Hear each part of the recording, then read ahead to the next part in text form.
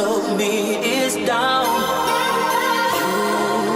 You enchant me, even when you're not around. If there are boundaries, I will try to knock them down. I'm latching on them, now I know what I have found. Go ahead and do the call to close. And can I kind of give you some objections throughout and how you handle those? Yeah, let's do it. Let's do it. All right. So I'm a 1-month-old CRM internet lead. Perfect. Hi, Michaela. Yeah. Hi, this is Erika. I'm giving you a call from the Benefit Center for the state of Florida. I'm just giving you a call in regards to a request that you sent in for some information about our state life insurance programs. You listed your date of birth as 10/10/1985. Is that correct? Yeah. I don't know what you're talking about though. Hey, it's okay. If you're anything like me, I forget what I had for breakfast. You filled out a request online for some life insurance. And that's your date of birth, I assume? Yeah. Perfect. Well, we have your address as 100 Main Street, your height, your weight. So I'm just calling about this request just to get this taken care of. Now we're doing everything over the phone just because of the pandemic. Go ahead and grab a pen and paper real quick so we can get this out of the way. It should only take about 10 minutes. Oh, I'm driving. Okay, well, why don't you go ahead? I don't want you to get in a wreck. Why don't you go ahead and pull over real quick? I can just hang on the phone for a second. All right. I'm pulled over. Okay, perfect. So I'm not sure if you can find a pen and paper in your car. I can always give it to you later. Do you have something to write with real quick? Yeah, I do. Perfect. Okay, so I want you to write down my name. It's Erika Walker. Okay. And my state producer number is 12345. Okay. So with this number, you can go to the Department of Insurance website, plug it in. Okay. You can see who I am just so that you know who I am. They do require us to give that to you. Okay. Okay. So now, do you have a good email that I can use to send some over? I have an email listed on file. Do you have access to pull that up on your phone? I think so. Yeah. Okay. Perfect. So now, have you been trying to get approved for life insurance, or am I the first person that you've been able to talk to? Yeah, I've been shopping around. I'm trying to find the best cost. Okay. Well, hey, good news is this process is going to be super simple for you then. I'm a broker with the state. Okay. So my job is a little different than the sales reps. Okay. I'm on the medical side of things. So my job is just to pull up all the options for you and see what we can get you with the best rate. Okay. Okay. Now, obviously, life insurance is not something that you can just buy. You do have to qualify for it. Okay. So what I'm just going to do is ask you just a few medical questions. Okay. And then we'll go over some options. All right. Okay.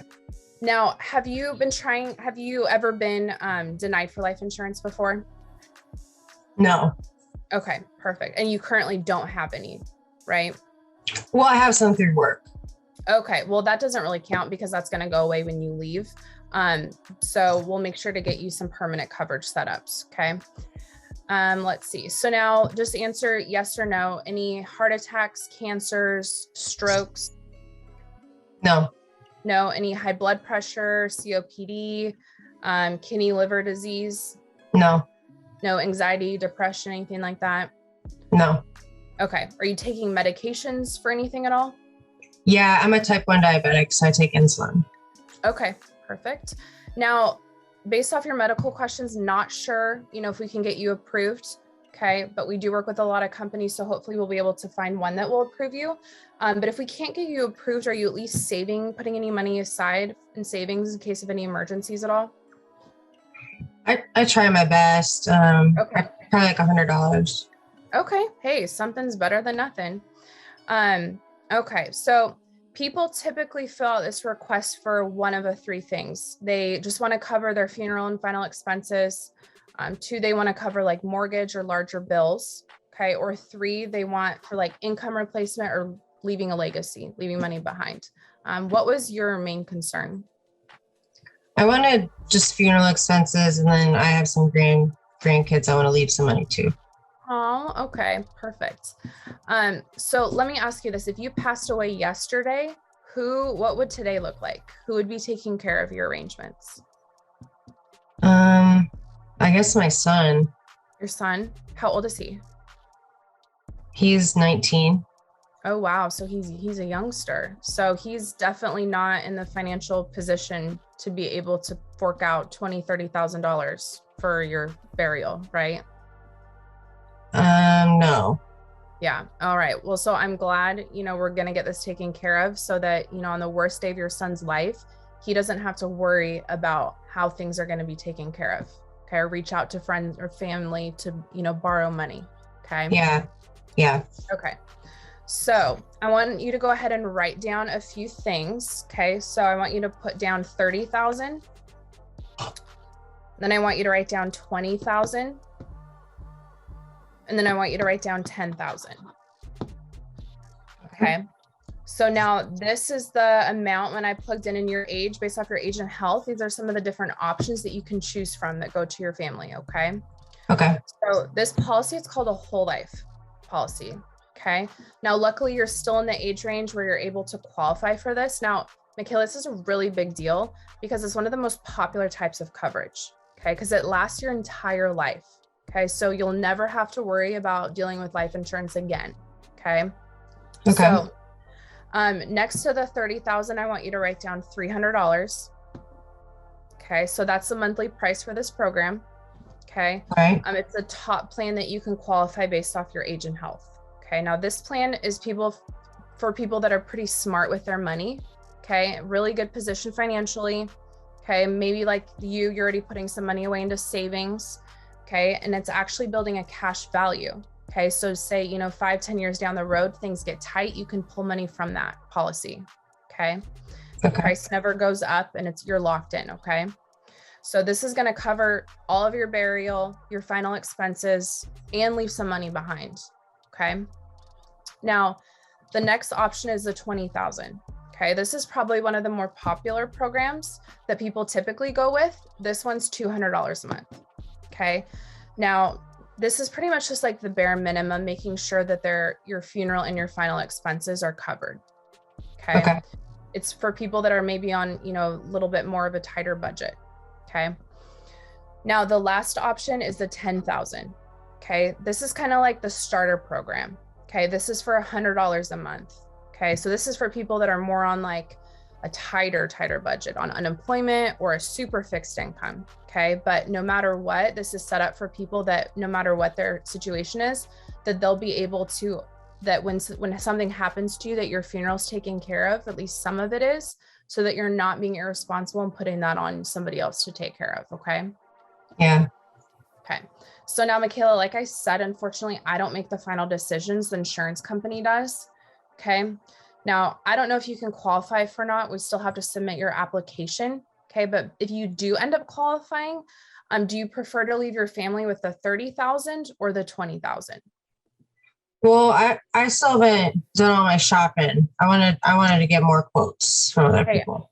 I totally understand. So that's a nice thing. When I put your information into our system, it gives me all the companies of the price ranges. So that's pretty much the best that we came up with. So I've already done the shopping for you. We're kind of like the Expedia of insurance. Okay. So, and we can't commit really to anything today. We just have to see if you can qualify. Cause like I said, you just can't buy life insurance. So that's up to the company. Okay. So which one, if you can even qualify, do you want to leave your family with the 30 or the 20,000? 20. The 20,000? Okay. Yeah. Perfect. Okay. So I'll go ahead and just finish filling this out. And then I just fill out the application. Well, I don't want to give out my social. Okay. So we don't do any blood work or any in-home exams. Okay. So how they base their decision is just off of your medical background. Okay. So what's your social? 345. Okay. What about banking info? What if they don't want to give banking info? Okay. So I asked them, Michaela, who do you bank with? Bank of America. Okay. Perfect. So when I pull up Bank of America in our system, it shows that the routing number is 12345. Can you just verify that for me? Yeah, let me look. Yeah, that's right. Okay, perfect. And then what's your account number? Oh, I don't want to give that. I don't feel comfortable. Oh, so you must have misunderstood. You know, Michaela, on the bottom of your check that you like when you write a check to like the Girl Scout cookies when your son, when they come to your door, right? That has your routing and account number on it. Okay. So that's meant to be passed around. Okay. What you don't want to pass around is your debit card. You don't want to give that to anybody else. Okay. Because then they can go on a shopping spree. Okay. So what's your account number? I love that. That's legit. When you say it that way, like, yeah. have you ever written like, you know, a check to like your neighbor or the Girl Scout cookies? They're like, well, yeah, your account number and routing number is right on there, you know? And so saying that's meant to be passed around, they're like, oh yeah, actually, yeah, you're right. Yeah, it is true. That's what checks are for. You write a check to a person and give it to someone. Yep, exactly. That's legit. Those are the biggest two objections that I get. And even if I'm writing like an Aetna policy or any policy before I ask for the social, I always say like, okay, you know, or before I ask for the banking, I say you're pre-approved. Okay. Right? Because people aren't going to want to give you their banking if they'll be like, well, I don't even know if I'm approved yet. Right. But if I say, hey, Michaela, so you're actually, congratulations, looks like you're pre-approved. You just have to finish submitting the application to see the final decision. So what's that banking so we can get this in place if you are approved. Right. And I don't like beat around the bush. You know, some people are like, well, yeah, for banking, you know, just to verify you've never done any insurance fraud. No, they're going to take the money out of your account. Right. You know, so I'm just like, no, they're going to, if you're approved, this is the account that they're going to draft your policy once a month. So you don't have to worry about it. So just being like straight up with people, you know, and then for the social, I just say, all right, so, you know, they don't run any in-home exams or any blood work. Well, how they decide if they're going to cover you is just based off of your medical background that's attached to your social. You know, what's your social? You know, and then I know, I love how every objection I gave you, it was like you acknowledged it and then you just ask it again. Like you were just like, I'm like, what's your I'm like, I don't want to give my social. You're like, oh, well, they don't do it even because what's your social? Yeah. I always like follow up with, okay, what's your account number? What's your social?